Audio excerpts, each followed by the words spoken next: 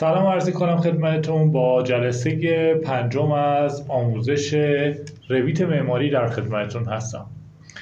خب در این جلسه میخوایم با پنجره مودیفای برخی از دستورهایی که در پنجره مودیفای داریم آشنا بشیم، با دستور الاین، آفست و اینکه چطور میتونیم شورتکات ها رو در نرم افزارمون تعریف کنیم.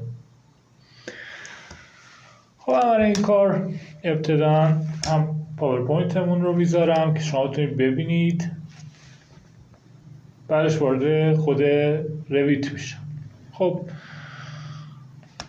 ما ابتداً قراره در مورد تب مودیفای صحبت کنیم. من برای این کار چند تا دیوار برای شما ترسیم میکنم تا بتونید توضیحات رو بهتون بدیم. خب داخل رویت میشم، نیو رو میزنم و یه تمپلیت معماری رو انتخاب میکنم، متریک واحدم و اوکی میکنم. خب منتظر میشیم تا صفحه رویت باز بشه. من اینجا گزینه وال رو بریم، من نمیخوام وارد زیر منوی وال بشم و توضیح بهتون بدم، فقط میخوام یه چند تا دیوار ترسیم کنم تا بتونیم توی این پنل بریم. محضی که من روی وال کلیک کردم اومد تو پنل مودیفایش قرار گرفت. میخوام با آیتم های این پنل با هم آشنا باشیم. من چند تا دیوار رو ترسیم میکنم به این شکل.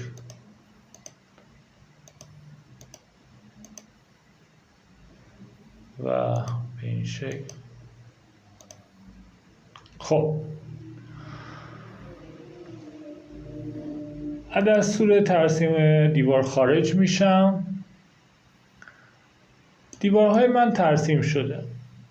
حالا من امکان دارم که رو هر دیواری که کلیک کنم با وارد سبک مودیفای بشم و بتونم گزینه ها رو با شما با هم بهشون یه توضیحی بدم در موردش. خدمتتون بگم یه گزینه میخوام بهتون بدم در مورد ترسیم دیوار. البته این الان میگم در مورد دیوار خیلی نمیخوام صحبت کنم، ولی این گزینه مهمه.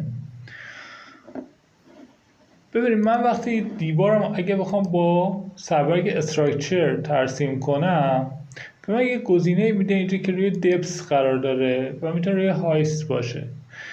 ولی من الان اینجا دیوار رو میکشم.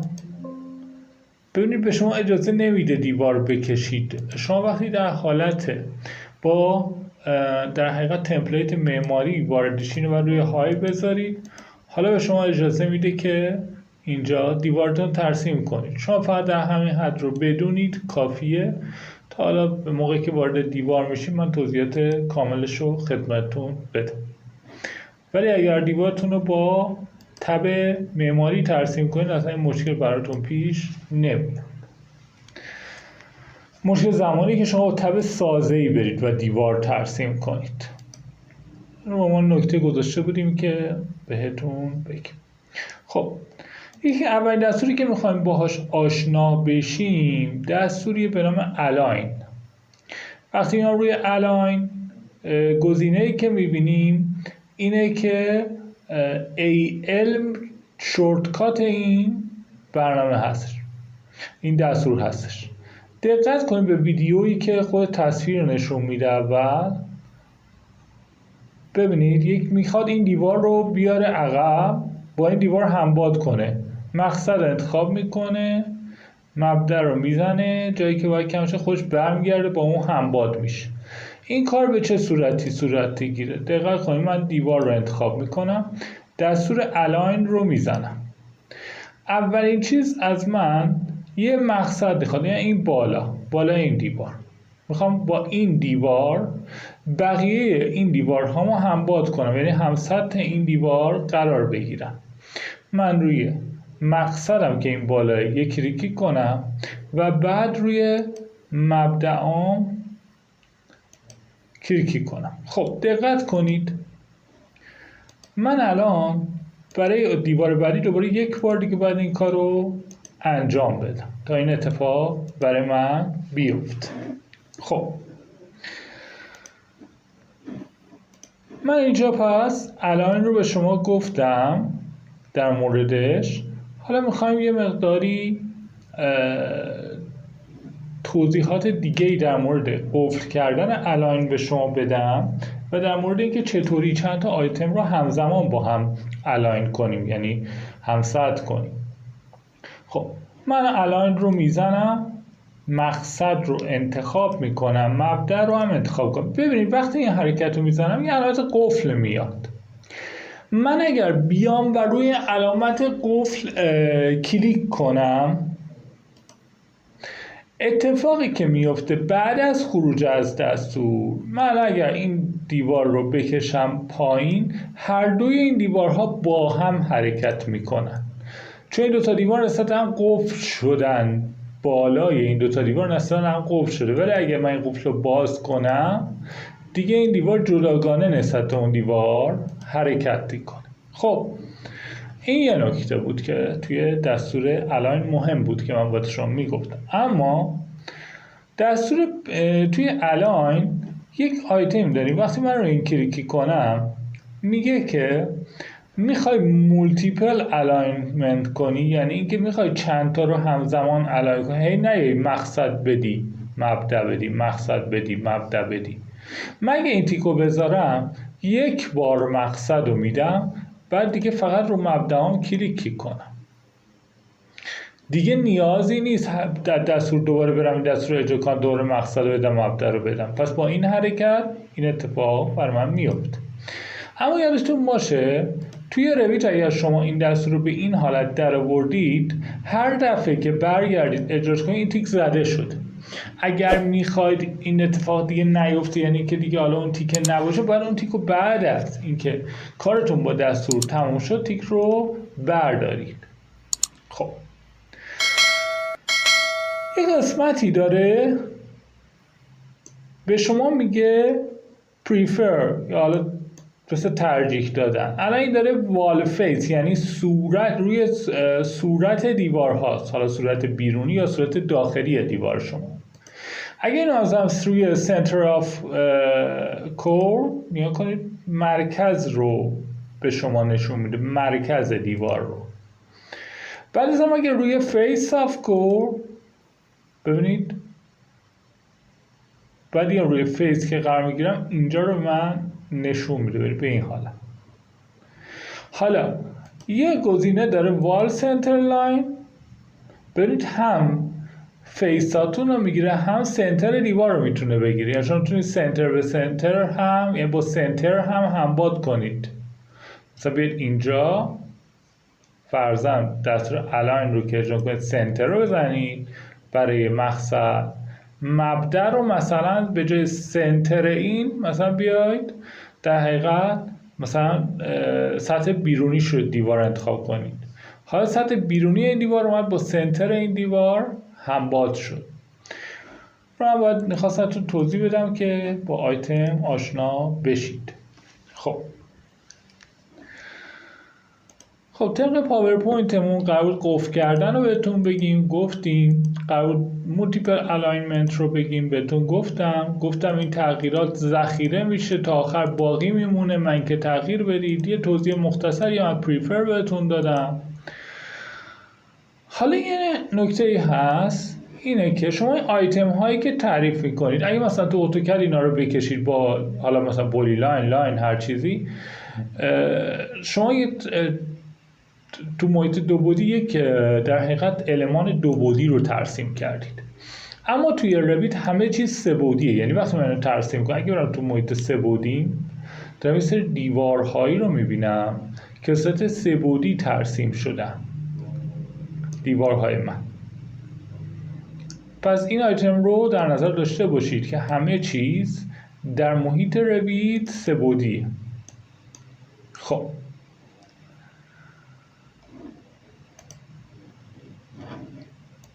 آیتم بعدی که میخوایم، دستور بعدی که با هم کار کنیم دستور آفست. یکی دیگه از دستورهای منوی مودیفای مونه، یعنی تب مودیفای مونه. و حالا میخوایم یاد بگیریم که چجوری با آفست کار کنیم. آفست دو تا گزینه داره، یکی گرافیکال داره یکی نامریکال داره. با جفتش آشنا میشید. بریم ببینیم چی کار میکنه. خب فرض من این دیوار رو انتخاب میکنم، دستور آفست رو میزنم، اینو روی گرافیکال میذارم. خب من وقتی این دیوار رو انتخاب میکنم، دو نقطه که بدم، یه نقطه مثلا اینجا بدم، یه نقطه اینجا، به هر فاصله که نقاط باشه این رو به اون فاصله کپی میکنی. یه بار دیگه با هم ببینیم این حرکت رو. من دیوارم انتخاب میکنم، میام اینجا یه نقطه میدم، نقطه دوم میگم این دیوار مثلا 4 متر بالاتر کپی بشه، یا آفستی ازش ایجاد بشه، مثل کپی. خب این الان آفست شد 4 تا بالاتر. یک، اولین نکته ای که خیلی مهمه که شما بدونید اینه که ما اینجا فاصله نظیر به نظیر رو داریم. یعنی چی نظیر به نظیر؟ یعنی این 4 متر نمیشه فاصله اینجا تا اینجا، این میشه 3800. درست شد؟ یعنی 3.8 متر شده. نظیر به نظیر یعنی اگر شما داری پشت این دیوار رو میگیری، از سطح داخلی این دیوار رو میگیری، از این برم باید سطح داخلی دیوارتو بگیری، میشه 4 متر. اگه اینجا سطح بیرونی دیوارتو میگیری تا اینجا میشه 4 متر. اگه اینجا داری مرکز دیوارتو میگیری تا مرکز این دیوارت میشه 4 متر. پس یکی از موارد بسیار مهمی که هستش اینه که این 4 متر در حقیقت این 4 متری که ما اینو آفست کردیم اندازه نظیر به نظیره. پس این رو بدونید موقع کپی کردن. یه موقع فکر نکنید خب من از اینجا کپی میکنم، از این نقطه مثلا میذارم پشت اینجا میشه 4 متر. نه، داخل اینجا میشه 4 متر. اگه شما 4 متر یعنی میخواید پشت اون 4 متر، باید ضخامت دیوار رو بهش اضافه بکنید. خب من ادامه میدم با همین دستور. این دفعه میخوام در مورد همین دستور صحبت کنم به حالت نامریکال. شما توی گرافیکال 2 نقطه میدادی، فاصله بین اون 2 نقطه میشد فاصله آفستت، ولی توی نامریکال عدد میدی، میگی 4 متر. وقتی بیا روی آبجکت قرار بگیری میگه آقا میخوای بالاتر یا میخوای پایینتر. ببین من میرم فیس بالا، میگه بالاترش یا میخوای پایینترش این آفست برای شما انجام بشه. خب مثلا من بگم پایینتر، بیاد اینجا پایینتر آفستش کنه، دوباره مثلا میگم اینجا بگم پایینتر آفستش کنه. به این ترتیب 4 متر 4 متر داره برای من آفست رو با نامریکال انجام میده.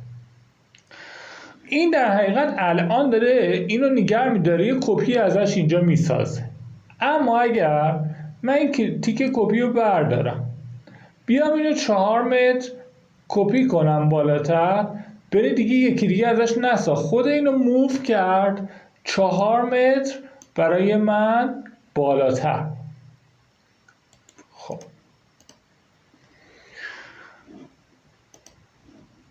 پس ما اومدیم با گرافیکال آشنا شدیم، نظیر به نظیر بودن اجزا آشنا شدیم، با نامریکال آشنا شدیم و یاد گرفتیم اگه کپی فعال یا غیر فعال باشه چه اتفاقی میفته. بریم سراغ این که شورتکات هامون رو چطوری بسازیم. خب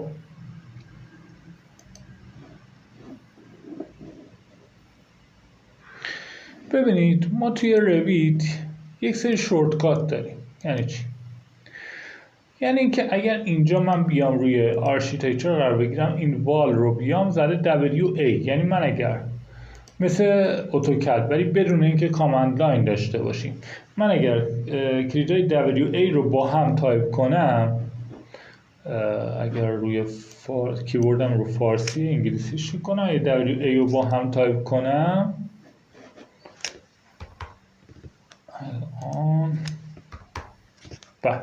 آماده میشه واسه من دیوار بکشه. شما ندیدید من WA رو تایپ کردم، ولی خب من WA رو میزنم دیوار رو میکشه به این شکل. اما اگر من بخوام من یه نکته بهتون بگم تا ادامه‌اش رو توضیح ندادم.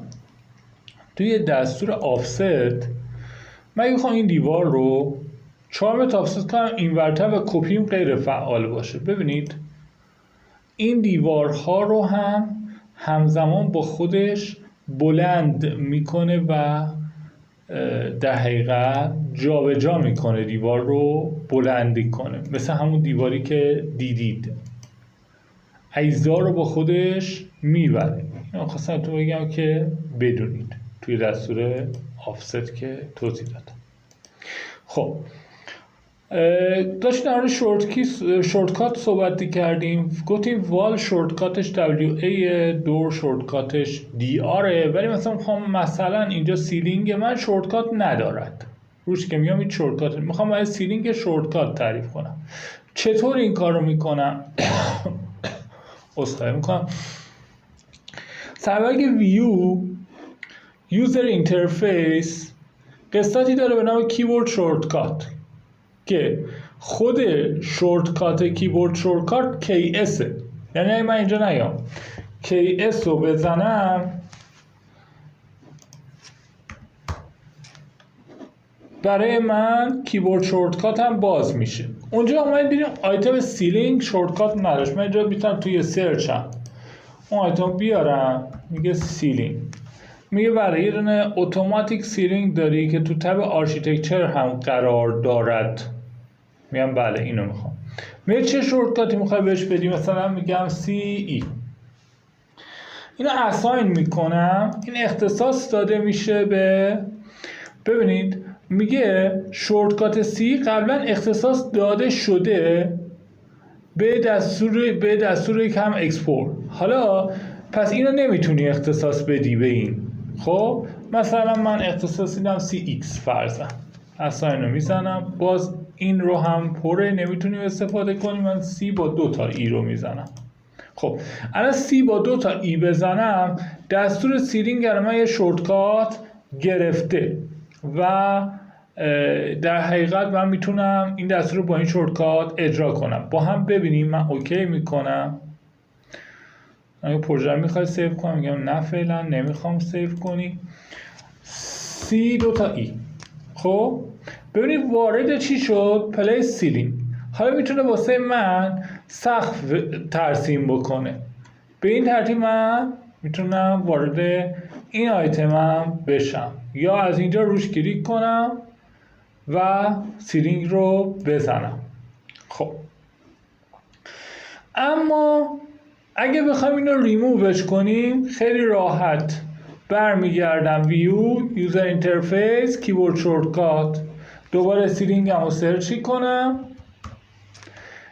میگم اینو نمیخوام، این شورتکی رو خود شورتکی کلیک کنم، ریموو رو میزنم، حذف میشه. حالا یادتون باشه اگر توی پروژهتون کلی اومدید شورتکی تعریف کردید و میخواید توی یک رویت میخواید رویتو پاک کنید نسخه دیگه بریزید، اینها رو باید اکسپورت بگیرید با خروجی XML و بعدش توی رویت جدیدتون ایمپورت کنید. خب این قسمت رو من کاملا به شما این جلسه رو توضیح دادم. امیدوارم استفاده کافی رو برده باشید. فقط کانال ما رو حتما سابسکرایب کنید. اگر آپارات کانال ما رو تماشا کنید حتما کانال ما رو دنبال بفرمایید. خیلی ممنونم ازتون. امیدوارم روز خوبی داشته باشید. خدا نگهدار.